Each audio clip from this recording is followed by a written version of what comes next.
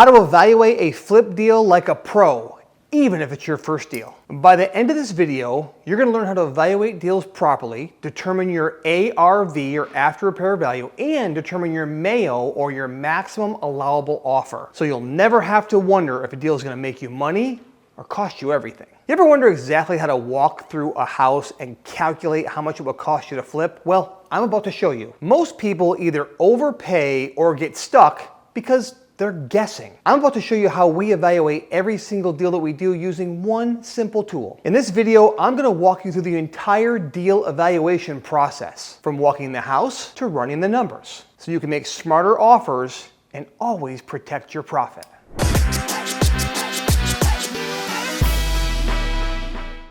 Deal evaluation is the #1 skill in house flipping. You don't need money, license, or experience. You just need this skill. Every successful flipper we coach started right here. If you can evaluate a deal so you're able to know exactly how much to pay for it, you can attract money, you can attract partners, and you can really make smart business decisions. Since we make our money when we buy, the goal of this is not to do an exact detailed budget. The goal of this is to determine what your MAO is, or the maximum allowable offer that you can pay for this property, so you can be profitable and reduce any risk on the downside. Detailed budgets and scopes of work, well, they come after you lock the deal down, but you have to have the deal locked down before you can even put those numbers together. And that's why this tool is so incredibly valuable. Hey, stick with me to the end. I'm gonna give you a very powerful resource that you can use in your business to make this process much simpler. So let me just take you through it step by step. When you're doing a walkthrough, you don't want to go through all the specifics of every single crack and crevice that you see in a property. You'd be there forever and you drive yourself crazy. You want to find one of 3 answers. Is the situation you're looking at okay as is? Should it be repaired or should it be replaced? And you'll have different costs associated with each one. Obviously, okay as is, there's 0 cost for that. Repair is obviously less than having something replaced, and replaced is the top rung when it comes to pricing. But as you look through a house, you want to put everything you look at into one of those 3 buckets. It's going to help you condense and simplify this estimation process to get you to your MAO. Remember, maximum allowable offer. All right, now if you're an engineer, this is going to hurt a little bit, because the truth is, this is not an exact science. All you're trying to do is get into a range of a number. Because at this point, you're just going to be negotiating from this point on. Your MAO, maximum allowable offer, is the most you can pay for the house. So this gives you an idea of where you should start your negotiations, but where you should eventually land at least under that MAO number. So remember, it's not an exact science, and that's okay at this stage of the flip. A lot of rookies make the mistake of thinking that the estimation starts when you walk in the front door, but that's not true. The estimation of the property starts when you drive anywhere near that neighborhood. When you get about 2 or 3 blocks out from the property address that you're going to, start looking. What do the neighborhoods look like? What do the streets look like? How are the houses kept? Notice what they're doing with their houses. What type of finishes do they have? Do they keep their driveway looking nice? These are all going to be part of your comps or comparable sales you're going to figure out later. But you want to know, what are the neighbors' houses selling for? And by driving in the neighborhood and being aware of what you're driving into, it's going to put you in a much better position when you get to your subject house. You may say, wow, these houses are beautiful. They keep it up so nice. And you may pull up to your subject property and go, uh-oh, this one's a disaster. Now, disaster spells money as a flipper, but this gives you an idea of what it should look like when you're done. And that's going to help you with your ARV, or your after repair value. When you get to the house, you're going to actually start by walking around the outside of the house first. Start from the outside and work yourself right to the inside of the house. That's the best way to do a full evaluation. Before we start, here's my rule of thumb. If it doesn't look right, it probably isn't. Remember, you're not looking for an exact science. You're not looking to be a contractor yourself and know every detail. You're just saying to yourself, does it look okay as is? Should I repair it or should I replace it? And the more of these you do, the better you'll get at knowing the answers to those 3 questions. So focus on the big items first: the roof, the chimney, the soffit, the siding, and the garage. Do not look for the small cracks and the small repairs. If you see a garage window that's broken, you're not going to write down $25 to fix that. We're looking for big ticket items. Remember, Okay as is, repair, replace. When you're inside, now you want to start to evaluate things like the HVAC system. What does the heating and air conditioning situation look like? The hot water heater. What does the plumbing and electrical look like in the house? Does it look old, like it should be updated? Is it old knob and tube wiring? Is it old BX cable, that gray metal flexible conduit that it used to be in? Or is it nice new what they call Romex wire that might be white or yellow? Does the breaker box look like it's new? Does it need to be replaced? Do you see fuses in the house? That's a sign it should be replaced. Look for the plumbing. Do you see old iron pipes? They're usually dark gray. Or do you see copper? Or do you see what's called PEX?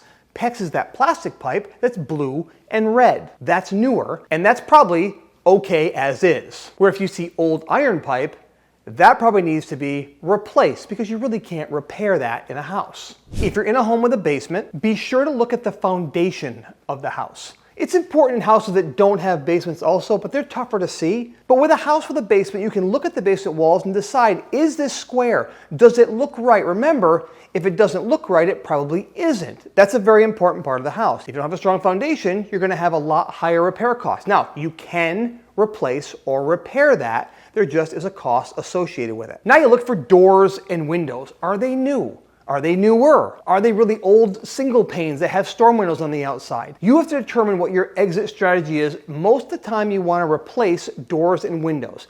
They are one of those things that give you a good ROI or return on your investment. As an investor, I want you to put these glasses on. As you look through the house, you have to say to yourself, if I invest $1 in this situation, will I get $1.50 back?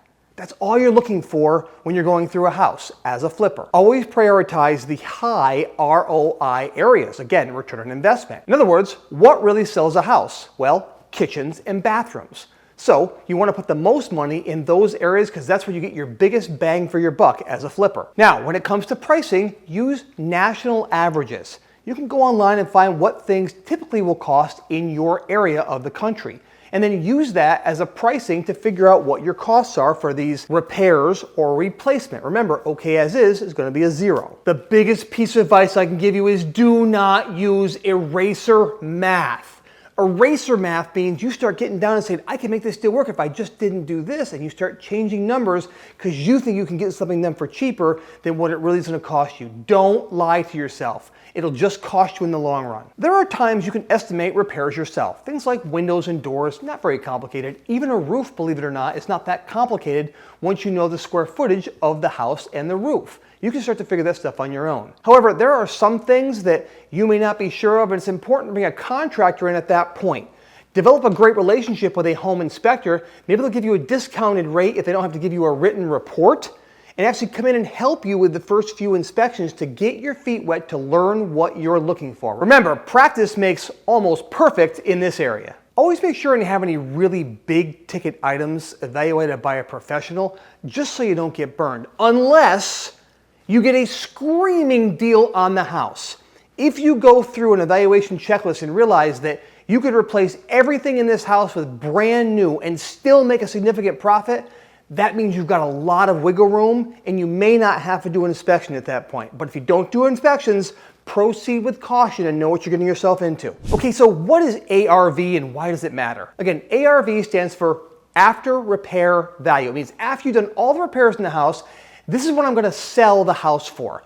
Why it matters is it's part of your initial equation to determine your MAO, or your maximum allowable offer. You have to know what it's going to sell for to know what you could possibly profit on the house. So how do you evaluate it? Well, we're going to pull what's called comps. That's a slang term that's short for comparable sales. You can go on Zillow, Redfin, Realtor.com and find houses that have sold recently that are very similar in size, in location, hopefully on the same street. Within the past 6 months, hopefully that's your best bet, or you have to go maybe a year, but try and stay within 6 months. Is the house you're looking at renovated? Is it similar in bathroom and bath count? 3 bedroom, 2 bath. What does the yard look like? What is the size? Does it have a garage, not a garage? The more exact you can get to your comp or comparable sale, the better you can determine the ARV. You want to find 3 houses that have as many similarities as possible to the subject house that you want to buy. Average those together, and then you give a professional guess. Don't overestimate on that, but give a professional guess to what you think that house will sell for. If you do that, you'll have a correct ARV, or after repair value. This is important. Location matters. Sometimes one street over can be an entirely different neighborhood. In the area that we flip in upstate New York, there are 2 towns. One is called Rotterdam, one is called Schenectady. Well, Rotterdam has a different price point than Schenectady. Schenectady is more city, Rotterdam is more town. There are some areas where one street is Rotterdam and one street is Schenectady. Rotterdam has much better schools than Schenectady. Schenectady has much higher taxes than Rotterdam. Therefore, the houses in Schenectady can be $40,000 to $70,000 less than the house one street over. So be very careful doing your comps. Make sure that you're in the same school district and the same town. That'll almost always ensure that you have a true comp. We actually own a rental property in a town called Niskayuna, very high-end town.